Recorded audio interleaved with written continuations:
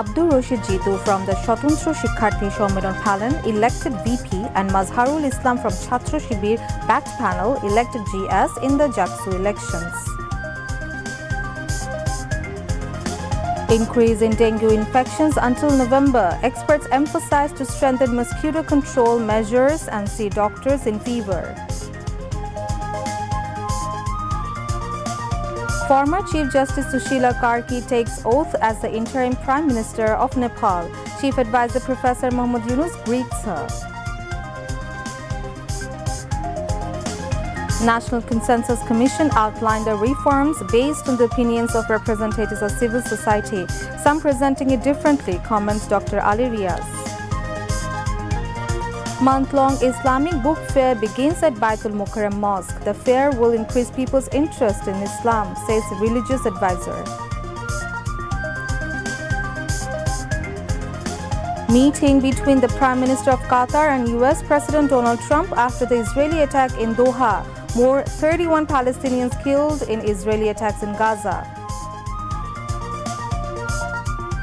And in Abu Dhabi, Bangladesh batting against Sri Lanka in Asia Cup cricket. Assalamu alaikum. I'm Tasnimat Tasnim, welcoming you to News at 10. You've just heard the headlines, now moving on to the details. The Sammonito Shikharthi Jot, a panel backed by Bangladesh Islamic Chhatra Shibir, has swept the Jahangirnagar University Central Students' Union Jaksu elections, winning 20 out of 25 posts. The election results were formally announced by Chief Election Commissioner Professor Dr. Moniruzzaman and Commission Member Secretary AKM Rashidul Alam at the University Senate Hall this evening.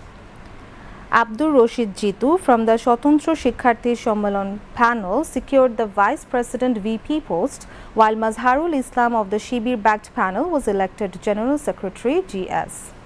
The positions of Assistant General Secretary male and Assistant General Secretary female went to panel candidates Firdaus Al-Hassan and Aisha Siddiqa Megla respectively. Despite the dominance of the Shibir-backed panel, several independent candidates also made their mark. Mohibullah Sheikh Jisan won the Cultural Secretary post, while Mahmudul Hassan Kiron was elected Sports Secretary. Ahsan Labib of the Bangladesh Democratic Students Council BDSC secured the post of Social Service and Human Resource Development Affairs Secretary, while Muhammad Ali Chisti from the same group was elected as Executive Member.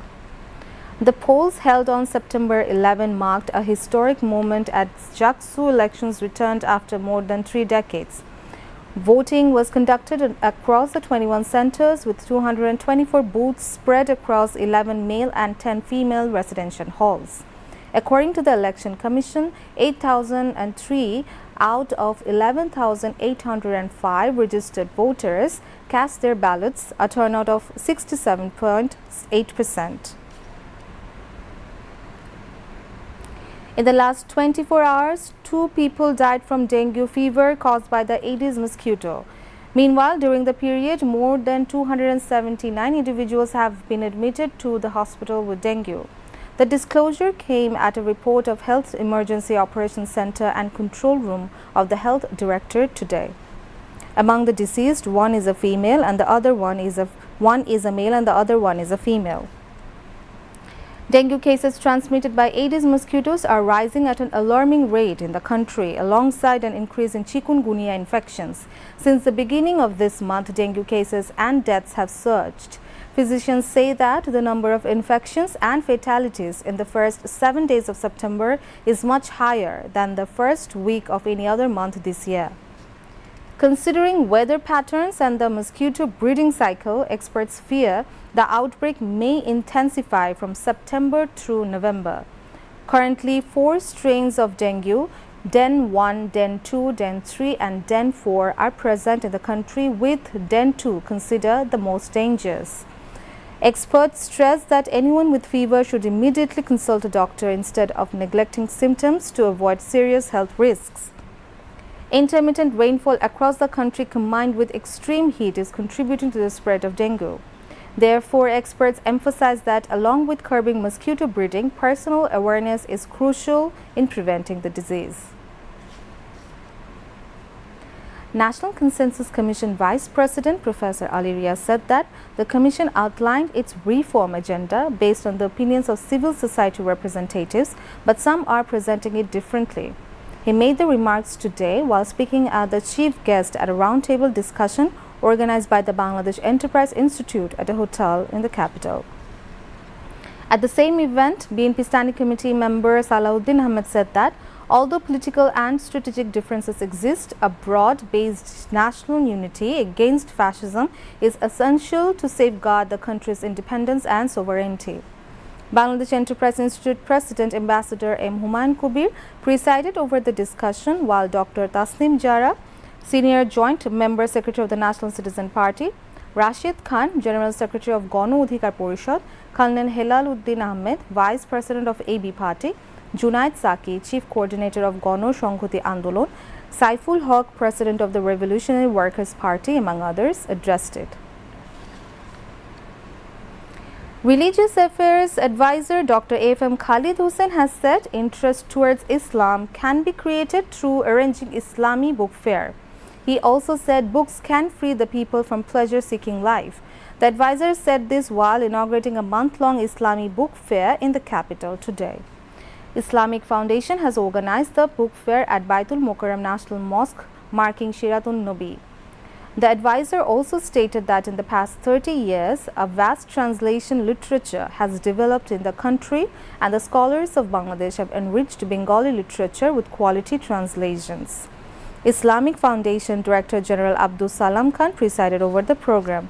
Religious Affairs Secretary AKM Aftab Hossain Pramanik and Egyptian Ambassador Omar Fahmi, among others, spoke on the occasion.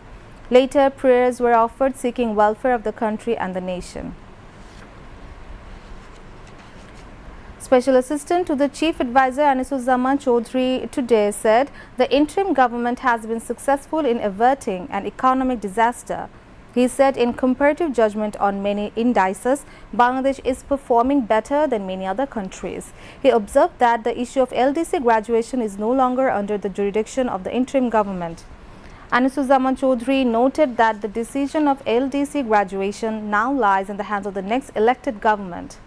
He was addressing a seminar at the Economic Reporters Forum ERF Auditorium at Purana Polton in the capital. Chief Advisor's Press Secretary Shofiqul Alam, speaker at the seminar, said, Bangladesh needs to take risks regarding LDC graduation. He observed that success can never be achieved without risk-taking. Referring to the garment businessmen affected by the Rana Plaza's tragedy, he said they were able to return to positive territory because they took risks. ERF President Daulat Ara Mala chaired the seminar. Among others who spoke were BKMEA President Mohammad Hatem, Chief Executive Officer of the Bangladesh Association of Pharmaceutical Industries Mustafizur Rahman and Chairman of Policy Exchange Bangladesh M. Mashrur Riaz. ERF General Secretary Abul Kashim moderated the seminar.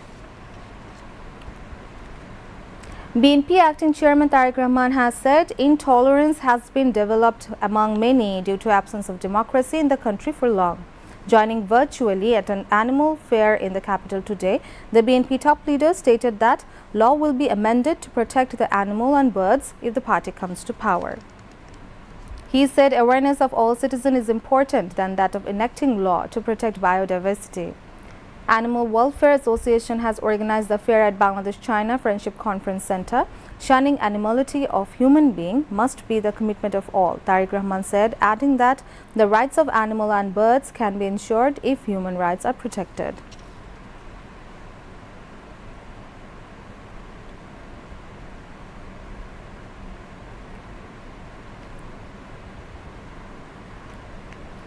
Crops and harvest are nature's invaluable gifts essential for the survival of both humans and animals. However, the excessive use of chemical fertilizers and pesticides to control pests is disrupting the natural balance.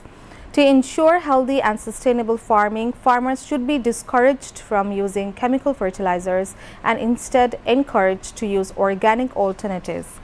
In reality, however, the opposite is happening. In the 2023-24 fiscal year, 15,000 crore taka was allocated solely for subsidies on chemical fertilizers. According to a PKSF study, the use of chemical fertilizers has increased by 54% annually. For the sake of our well-being and environmental protection, a return to natural farming is necessary. Moving on to international news.